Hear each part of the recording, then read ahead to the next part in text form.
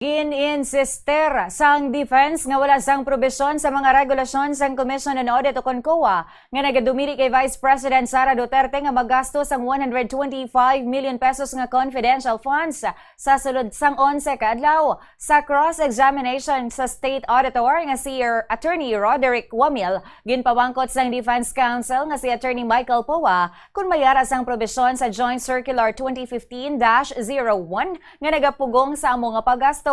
Sabat sang witness, wala sang amo sina nga probisyon. Kag amo nga wala man nila ginlakip ang paggasto sa sulod sa 11 ka adlaw bilang isa ka paglapas kundi isa lamang ka statement of fact. Ginpahayag man ni Wamil nga wala nakasunod ang Office of the Vice President o OVP sa mga regulasyon sang COA sa paggamit sang liquidation sang confidential funds.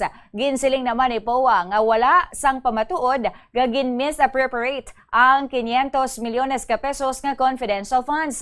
Ginsabat ni Wamil nga ang presumption sang misuse nagaaplikar lamang kung mapaslawan ang accountable officer sa pagliquidate sang pondo bisan may due demand. Apang suno kay Poa, wala man sa findings sang COA nga nagsiling nga bisan isa ka sentimo sang confidential funds ang ginbulsa ni Vice President Sara Duterte. Ginpunto man sa depensa nga ang findings ni Wamil preliminary pa lamang kag rekomendasyon lang ini bangod ang paghimo sang pinal nga desisyon lakip na ang pag-issue sang notice of disallowance yara sa commission proper sang COA. Sa tiyon man nga amo ini, ginpresentar ni Poa ang Special Allotment Release Order sa Department of Budget and Management nga may petsa nga Disyembre 22, 2014. Agod ipakita nga hindi lamang si VP Sara Duterte ang nakabaton sang confidential funds kundi may iban man nga Vice-Presidente.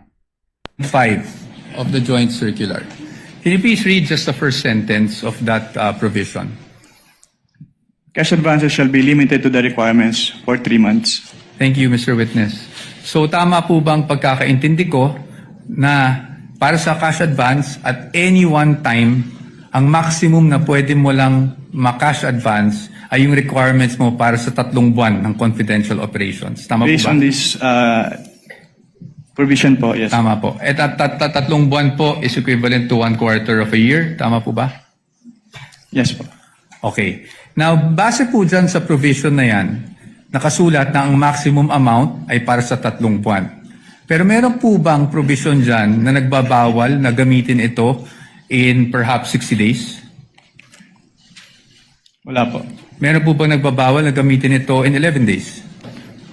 Wala din po. Kaya hindi po namin sinama sa findings namin yung 11 days na disbursement. It's just a statement of fact po on the AOM. Thank you for confirming that, Mr. Witness. Si Attorney Michael Poa, kagang House Prosecution Witness.